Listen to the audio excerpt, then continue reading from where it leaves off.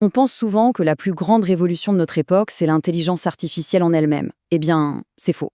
La véritable onde de choc, c'est la contradiction totalement dingue qu'elle est en train de créer sur le marché de l'emploi. Nous sommes en 2026 et ce décryptage va s'appuyer strictement sur les chiffres pour balayer tout ce qu'on croyait savoir sur l'avenir du travail. Alors, l'IA détruit-elle ou crée-t-elle des emplois? C'est la question obsessionnelle du moment, n'est-ce pas? Les gros titres adorent jouer sur cette peur très binaire de la machine contre l'humain. Mais la réalité du terrain est beaucoup plus complexe et franchement beaucoup plus captivante. Le problème actuel, ce n'est pas du tout une question de volume d'emploi, mais une mutation complètement foudroyante de ce qu'on attend des travailleurs.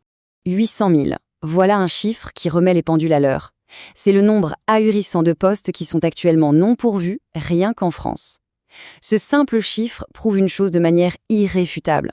On ne traverse pas une crise de l'emploi classique. Le travail est bel et bien là. Ce qu'on vit, c'est un décalage massif, un véritable gouffre entre les compétences disponibles et celles qui sont exigées.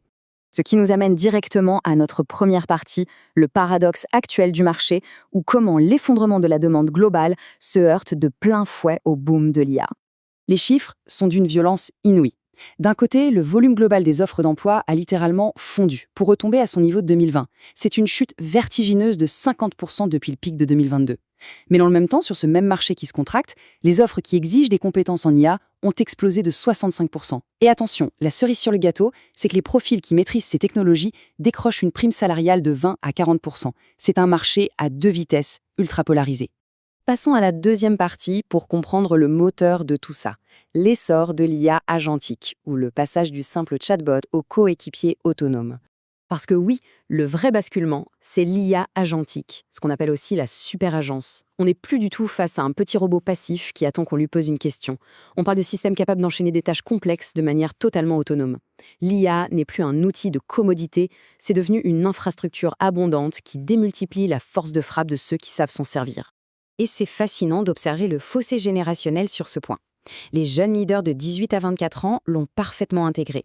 Pour eux, l'IA n'est pas un simple support technique, c'est un véritable collègue virtuel. C'est un partenaire à part entière à qui l'on délègue des morceaux complets d'un projet en toute confiance.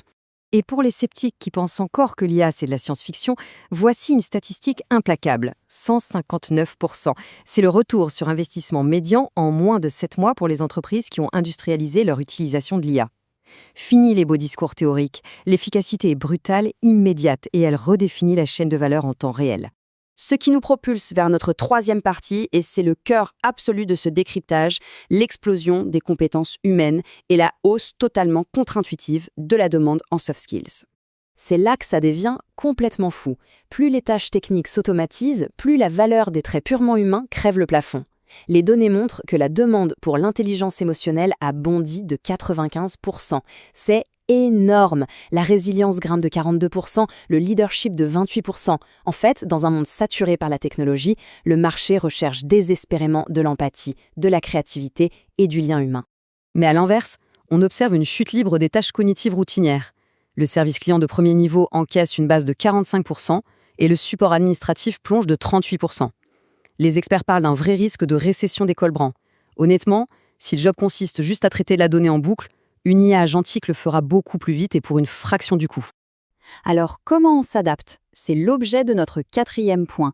Le nouveau profil hybride, un équilibre parfait à 50% technique et 50% humain. Tout repose sur ce qu'on appelle la littératie en IA. Et attention, il ne s'agit pas du tout de savoir coder. Il s'agit d'avoir un esprit critique acéré. C'est savoir formuler la bonne requête, évaluer de façon critique les réponses de la machine, capter les biais des algorithmes et sécuriser les données. La vraie fracture numérique aujourd'hui, c'est l'intelligence et la subtilité avec lesquelles on manipule ces outils. Et c'est exactement là que l'humain reprend le pouvoir. L'IA a un effet égalisateur massif. C'est un concept mis en lumière par les chercheurs de Stanford. En gros, elle permet aux profils juniors de rattraper instantanément les experts sur le plan technique. Donc, si la technique pure n'est plus un avantage exclusif, qu'est-ce qui fait la différence? Eh bien, ce sont les compétences comportementales et relationnelles. C'est l'ultime atout-maître. D'ailleurs, le PDG de Cornerstone met le doigt dessus avec beaucoup de justesse. Il explique que la demande s'équilibre vraiment à 50-50 entre la maîtrise des outils intelligents et les qualités humaines pour les guider. Et son avertissement est limpide. L'avenir n'attendra pas les entreprises qui traînent des pieds pour investir dans leurs talents. Ce qui nous amène naturellement à notre dernière partie, l'urgence de la formation. C'est très simple, il faut s'adapter ou devenir obsolète. On constate un décalage particulièrement alarmant sur le terrain. D'un côté, une adoption massive, avec 91% des employés français qui utilisent l'IA au quotidien dans leur travail. Mais de l'autre, seulement 14% qui estiment être suffisamment formés. C'est un vide méthodologique absolu. Utiliser l'IA comme un simple gadget sans en comprendre la profondeur, c'est brider son potentiel et s'exposer à une obsolescence très rapide. C'est pour ça que tout le marché pivote vers l'approche Skills First. Le diplôme figé dans le temps perd de sa superbe face à la capacité de s'adapter en permanence. Aujourd'hui, il faut prouver qu'on sait combiner agilité numérique et intelligence émotionnelle.